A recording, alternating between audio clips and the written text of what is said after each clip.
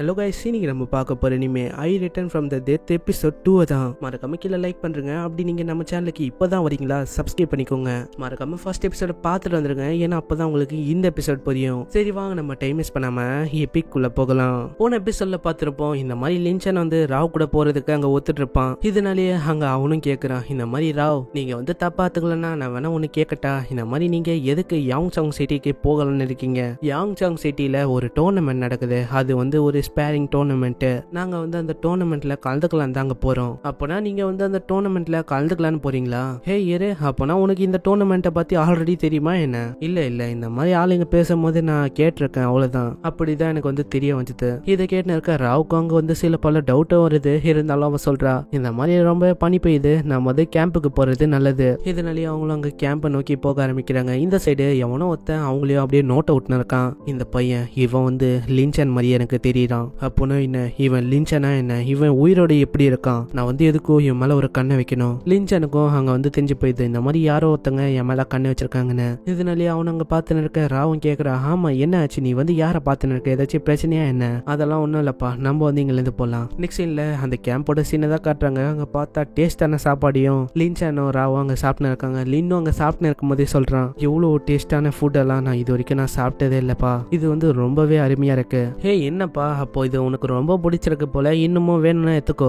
ஆனா இதெல்லாம் கேட்டு இருக்க லின்னு அவனோட தொப்பி எடுத்துட்டு அங்கிருந்து போகும்போது சொல்றான், நீங்க வந்து என்ன ரொம்பவே நல்லா பாத்துக்கிறீங்க, அதுக்கு வந்து ரொம்பவே நன்றி. ஆனா எனக்கு போதும், இன்னைக்கு வந்து எனக்கு வயிறு ரொம்பிச்சு, நான் வந்து கொஞ்சம் நந்து போயிட்டு வரேன். ஹேய் நீ வந்து எங்க போற, எனக்கு வந்து டவுட்டா இருக்கு. அவ்வளவு டவுட்டா இருக்குன்னா இந்த மாதிரி நீயும் என் கூட வந்து நடக்கலாம். நெக்ஸ்ட் சீன்ல லின்சானும் அந்த இடத்துக்கு வந்து சொல்றான், இந்த மாதிரி எனக்கு நல்லாவே தெரியும், நீ வந்து இங்கதான் இங்க ஒழிஞ்சுன்னு இருக்க, நீ வந்து வெளில வந்துருப்பா, இந்த மாதிரி நான் உன்னை உயிரோட எல்லாம் கொல்ல மாட்டேன், நான் வந்து ப்ராமிஸ் பண்றேன். இதை கேட்கிற அந்த மனுஷன் வந்து அங்க பயத்துல ஓட ஆரம்பிக்கிறான். இதை பாக்குற லின்சனுக்கு அங்க புரிஞ்சுதா. இதனாலே அவனும் பயங்கர வேகமா அங்க ஃபாலோ பண்றான். ஆனா திடீர்னு அவன் அங்க மறைஞ்சே போயிடுறான். லின்சனுக்கும் அங்க ஒண்ணுமே புரியல, இந்த மாதிரி இவன் எங்க தான் போனா. இப்படி இவனும் யோசனை இருக்கும்போது திடீர்னு வானத்திலயும் ஒரு அட்டாக் வந்து இவனை தாக்க ஆரம்பிக்குது. ஆனா லின்சனோட ஆரா வந்து இவனை காப்பாத்திது. ஹே எனக்கு வந்து தெரியும், இனிமே நீ வந்து உன்னை மாறிக்க தேவையில்லை, நீ வந்து உன்னை காட்டிக்கலாம். அந்த ஆளும் அந்த நிழல்ல இருந்து வரான். இந்த மாதிரி நான் நினைச்சு கூட பாக்கல லார்ட், நீங்க வந்து இன்னமும் உயிரோட இருக்கீங்க லின்சன் லார்ட். இதை பார்த்துன்னு இருக்க லின்சனுக்கும் புரியுது, ஓ நீ வந்து லீ குங் தானே, நீ தானே இது, நான் வந்து உன்கிட்ட இதை எக்ஸ்பெக்ட் பண்ணலப்பா, இந்த மாதிரி நீ இன்னும் என்ன ஞாபகம் வச்சிருக்க,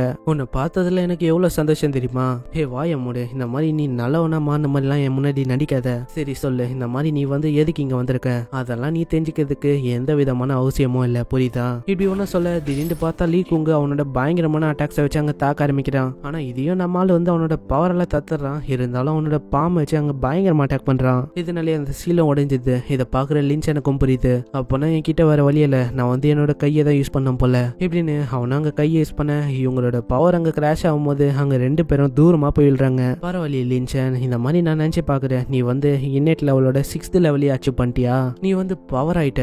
ஆனா என்ன பிரயோஜனம், இந்த மாதிரி நீ வந்து இனிமேல உயிரோட இருக்க மாட்ட இப்படின்னு அவனோட இன்னமும் பவர்ஃபுல்லா இருக்க அந்த அட்டாக் அவனோட கையில ஜென்ரேட் பண்றான். அந்த அட்டாக் யூஸ் பண்ணி அவனும் பயங்கரமா தாக்குறான். அந்த இடமே அப்படியே புகை மூட்டமா இது. லீ குங்க யோசிக்கிறான், அவ்வளவுதான் போல, இந்த மாதிரி இவன் செத்துட்டான், நீ வந்து யூஸ்லெஸ் தான் இப்படி சொல்லிட்டு அவனும் போக ஆரம்பிக்கிறான். ஆனா அதுக்குள்ளேயே லீ சேனோ சொல்றான், என்னப்பா நீ வந்து அதுக்குள்ளேயே போற, ஆனா நான் இன்னமும் எந்த போல, நான் வந்து அழியறதுக்கு வாய்ப்பும் இல்ல இப்படி சொல்லிட்டு அவனும் அவனோட மிஸ்டிக் பவரை யூஸ் பண்ண அங்க பார்த்தா அவன் அப்படி கருகி போயிடுறான். பரவாயில்ல, இந்த மாதிரி அவன் என்னோட பவர் அண்டர் எஸ்டிமேட் பண்ணிட்டான், அதனால தான் இந்த நிலைமையில இருக்கான். இதுக்கப்புறம் லீ சேனோ அவனோட அந்த மிஸ்டிக் ஃபயர் பவரை அங்க அப்சர்வும் பண்ணிடுறான். இதனால லீ காங்கோட பவரும் அப்படியே இவன் அப்சர்வ் பண்ணிடுறான்னா அவன் வந்து பவர்லெஸ்ஸா மாறிடுறான். பரவாயில்லப்பா, நீ வந்து பவர்லெஸ்ஸா மாறினதும் இல்லாம நீ கருகி போயிட்ட. இதுல இன்னும் ஒரு கஷ்டமான விஷயம்னா உன்னை வந்து என்னால சாப்பிட முடியாது. சரி சொல்லு, இந்த மாதிரி என்னோட தம்பி அவன் வந்து எதுக்கு உன்னை இங்க அமைச்சிருக்கான்? ஆனா அங்க லீகாங் பார்த்தா எதுவும் சொல்லாம அமைதியா இருக்கான். இதை பாக்குற அவனும் அவனோட ஆறாவை அங்க வெளில எடுக்க ஆரம்பிக்கிறான். இதை பாக்குற லீகாங் அங்க ரொம்ப பயந்து போயிடுறான். எங்களோட என்ன வந்து மன்னிச்சிருங்க, நான் வந்து எல்லாத்தையும் சொல்லிடுறேன், திரும்பவும் அந்த பவரை யூஸ் பண்ணாதீங்க.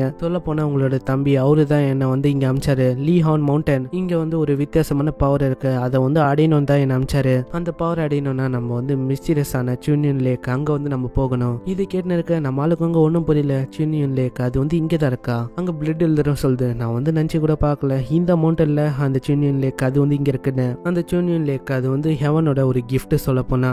அந்த லேக்குள்ள சூனியன் ஸ்பிரிச்சுவல் எனர்ஜின்னு ஒரு பவர் இருக்கு, அது ரொம்பவே பவர்ஃபுல்லானது. அதால உன்னோட கியூவை அதிக குணப்படுத்த முடியும். யாருக்கு தெரியும், அந்த பவர் அடைஞ்சா நீ வந்து நெக்ஸ்ட் எவல்யூஷன் அதுக்கே போறதுக்கும் வாய்ப்பு இருக்கு. என்ன சொல்றீங்க, அப்ப நான் அதை அடைஞ்சா நான் வந்து இன்னும் பலசாலியா மாறிடுவேனா? ஆமாப்பா நான் இன்னைக்கு உன்கிட்ட போய் சொல்லியிருக்கேன். சரி லீக்கும் இந்த மாதிரி அந்த லேக் எங்க இருக்கு அது சொல்லு. அதுவா அது வந்து இந்த மவுண்டனோட நார்த் சைட்ல இருக்கு. இதை கேட்ட அடுத்த செகண்டே அவனும் போக ஆரம்பிக்கிறான். போகும்போதே சொல்றான் நீ வந்து என்னோட எல்லா கொஸ்டினுக்கும் ஆன்சர் பண்ணிருக்க, அதனால நான் வந்து உன்னை உயிரோட விடுறேன். இப்படி சொல்லின்னு அவனும் போயின்னு இருக்க. திடீர்னு பார்த்தா லீக்குங்க அங்க பின்னாடி வந்து அட்டாக் பண்ணலான்னு வரான். ஆனா லின்சான் பார்த்தா அங்க ஸ்மைல் பண்ணிருக்கான். அவனுக்கு வந்து ஆல்ரெடி தெரிஞ்சிருக்கு இந்த மாதிரி இவன் அட்டாக் பண்ணுவான்னு. இதனாலேயே அவனோட பவர் யூஸ் பண்ணி அங்கேயே அவனை போட்டு தள்ளிடுறான். இதனாலேயே லீக்காங்கும் அங்கேயே வந்து போயிடுறான். இதையும் ராவும் அந்த சோல்ஜரும் சைட்ல இருந்து பார்த்துன்னு இருக்காங்க. அப்பனா இந்த லீச்சன் வந்து ஒரு பெரிய வாரிசு, அதாவது பெரிய கிளான்ல இருந்து வந்த ஒரு புள்ளையா? நான் அதை அவங்க கிட்ட சொன்னல இந்த மாதிரி அவன் பொய் சொல்றவன்னு. பாருங்க எவ்வளவு பொய் சொல்லியிருக்கான் அவங்க கிட்ட. அவன் வந்து கண்டிப்பா ஏதோ ஒரு குறிக்கோளோட தான் இங்க வந்திருக்கான். அந்த குறிக்கோள் நம்மளுக்கு தெரியல. சரி நம்ம அதெல்லாம் கண்டுக்க தேவையில்ல, இந்த மாதிரி நம்ம நார்மலாவே நடந்துக்கலாம். நெக்ஸ்ட் சீன்ல ஸ்பிரிச்சுவல் லேக்க தான் காட்டுறாங்க. அங்க லின் அவனும் வந்திருக்கான். அவன் கூடிய 4-5 சோல்ஜர்ஸும் நிறைய பேர் வந்திருக்காங்க. நீங்க வந்து என்ன தெரியுமா பண்ண போறீங்க? நீங்க வந்து இங்க இருக்க லைனை வந்து பிஸியா வைக்க போறீங்க. நான் வந்து அதுக்குள்ள அந்த ஸ்பிரிச்சுவல் எனர்ஜி அதை வந்து நான் அடையணும். இதையும் நம்மளால லின்சன் அங்கல இருந்து பார்த்துன்னு இருக்கான். இப்படி இவங்கள பேசின்னு இருக்க. ஆனா அதுக்குள்ள அந்த லைன் அங்க வந்தது. அந்த லைனை பார்த்து அந்த சோல்ஜரும் ரொம்ப பயந்து போயிடறான். மாஸ்டர் என்ன வந்து காப்பாத்துங்க, ஏன்னா இது லெவல் 10 டாமினிக் பீஸ்ட், இதுக்குள்ள மாட்டினா அவ்வளவுதான் சட்னி ஆயிடுவோம். உங்களெல்லாம் வச்சுன்னு இருக்கேன் பாரு, என்னதான் நான் சொல்லணும். சரி ஏதோ ஒண்ணு உங்களால முடிஞ்சதை நீங்க வந்து பண்ணுங்க. என் கிட்ட ஒரு பில் இருக்கு, இதை வந்து சாப்பிடுங்க. இதை பாக்குற பிளட் எல்டரும் அங்க ரொம்ப ஷாக் ஆயிடுது. இது வந்து பிளட் எக்ஸ்ப்ளோஷன் பில் ஆச்சு. இவன் வந்து ரொம்பவே ஒரு ட்ரிக்கான ஆளு போல. அப்புறம் தான் நம்ம ஆளுக்கே புரியுது இது வந்து அந்த பில்லு தானே இது. இதை சாப்பிட்டா நம்ம யாரை டச் பண்றோமோ அங்கே நம்ம எக்ஸ்ப்ளோட் ஆகி செத்துருவோம். அந்த சோல்ஜர்ஸும் அந்த பில்லை சாப்பிட அவங்களோட கண்ணு அப்படியே ரெட் ஆயிடுது. அவங்களும் அங்க பைத்தியம் பிடிச்ச மாதிரி அந்த லைனை பிடிக்க திடீர்னு அவங்களோட பாடி எக்ஸ்ப்ளோட் ஆயிடுது. இதனால அந்த லைனாலேயும் அங்க தாக்கு பிடிக்க முடியல. அதுவும் அப்படியே மயங்கிது. என்ன இவன் வந்து நம்மளோட ஃபேமிலி மெம்பர்ஸ் கூட பார்க்க மாட்டான். இப்படி இவங்களை யூஸ் பண்ண இருக்கான் கொடுமையா. லீஹான் இந்த மாதிரி நீ வெறுமா டோர்னமெண்ட் 4 வரைக்கும் வெயிட் பண்ணு, அப்புறம் உனக்கு காட்டுறேன் நான் யாருன்னு. நெக்ஸ்ட் சீன்ல லீஹானும் அந்த லேக்கு மேல கால வைக்க அந்த லேக்கு அப்படியே ஃப்ரீஸ் ஆகி உரைய ஆரம்பிச்சது.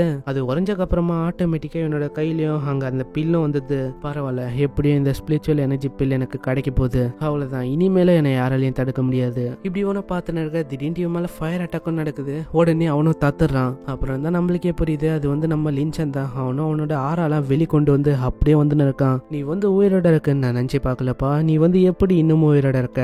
ஆமா நான் வந்து உயிரோட தான் இருக்கேன். இந்த மாதிரி நான் செத்து போயிட்டு நான் திரும்ப வந்திருக்கேன். ஆனா நீ வந்து கவலைப்படாத, இந்த வாட்டி நான் உன்னை கொல்லாம விட மாட்டேன். உன்னை யாராலையுமே என் கிட்ட காப்பாற்ற முடியாது. என்னது இன்னும் சொன்னேன், இந்த மாதிரி நான் ஓ மேலதான் அட்டாக் பண்ண போறேன் அப்படின்னு பயங்கரமான அட்டாக்கி அங்க செலுத்துறான். இருந்தாலும் அதுல இருந்து தப்பிச்சுட்டு அங்க ஒரு பயங்கரமான அட்டாக்க போடுறான். இருந்தாலும் அதையும் நம்ம லீஹான் தத்துறான். இதே மாதிரி அவங்களும் அவங்களோட பவரை யூஸ் பண்ணி பயங்கரமா அங்க சண்டை போடுறாங்க. இதனால அந்த 2 பவருமே அப்படியே இடிச்சுக்க ஆரம்பிக்குது. இதெல்லாம் பார்த்துன்னு இருக்க லீஹானுக்கும் புரிஞ்சு போயிடுது இந்த மாதிரி இதெல்லாம் வேலைக்கு ஆகாது. இதனாலேயே அவனோட ஹெவன்லி ஃபிஸ்ட் யூஸ் பண்றான். இருந்தாலும் அங்க இருக்க பிளட் எல்டர் அதோட பவர் யூஸ் பண்ண அந்த ஹெவன்லி ஃபிஸ்ட் வந்து அப்படியே மறைஞ்சு போயிடுது. அங்க அவனோட தம்பிக்காரனுக்கும் அங்க ஒன்னும் புரியல. இந்த மாதிரி எப்படி இவன் தடுத்தான்? இது வந்து என்னோட ஸ்ட்ராங்கஸ்டான அட்டாக் ஆச்சு. ஆனா அதுக்குள்ள பிளட் எல்டரும் சொல்லுது இந்த மாதிரி நீ வந்து இங்க இருந்து ஓடி போறது நல்லது லின்சான். ஏன்னா அவனோட ட்ரூ கல்டிவேஷன் அதை வந்து உண்மையிலேயே அவன் மறைச்சு வச்சிருக்கான். இவனோட கல்டிவேஷன் லெவல் வந்து இன்னேட் லெவலோட 9th லெவல்ல இருக்கு. அப்போனா இவன் செட்டோட அல்டிமேட் மூவை கத்து வச்சிருக்கானா என்ன?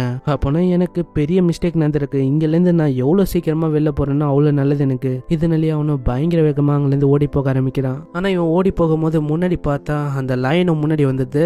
நம்ம லின்சானாலேயே அங்க ஒண்ணுமே பண்ண முடியல. அந்த லைனும் ஒரு பயங்கரமான போடு போட இதனால இவனுக்கும் அங்க ரத்தமா ஊத்த ஆரம்பிக்குது. இதை பாக்குற தம்பிக்காரனா சொல்றான், நான் நினைச்சு பார்த்ததுதான் இந்த மாதிரி நீ ஒரு யூஸ்லெஸ்ஸான ஒரு அண்ணன் தான். இப்படி இவன் சொல்றதோட இங்கே இந்த எபிசோட முடியுது. நம்ம லின்சான் வந்து தப்பிப்பானா. அதுக்கும் மேல இந்த பீஸ்ட் இது வந்து 10th லெவல்ல இருக்கு. 9th லெவல்ல இருக்க அவன் தம்பிக்காரனையே இவனால தோக்கடிக்க முடியல. சோ பார்க்கலாம் என்ன நடக்கும்னு. மறக்காம கீழே லைக் பண்றேன். ஏன்னா நீங்க லைக் அண்ட் கமெண்ட் பண்ணதா மத்தவங்களுக்கும் ரெக்கமெண்ட் ஆகும். சோ ஒவ்வொருத்தவங்களும் பண்றேன். இவங்க இந்த வீடியோவை இங்கே முடிச்சனால நான் இந்த எபிசோட இங்கே முடிச்சுக்கிறேன். உங்களை நெக்ஸ்ட் எபிசோட்ல சந்திக்கிறேன். அது வரைக்கும் sayonara.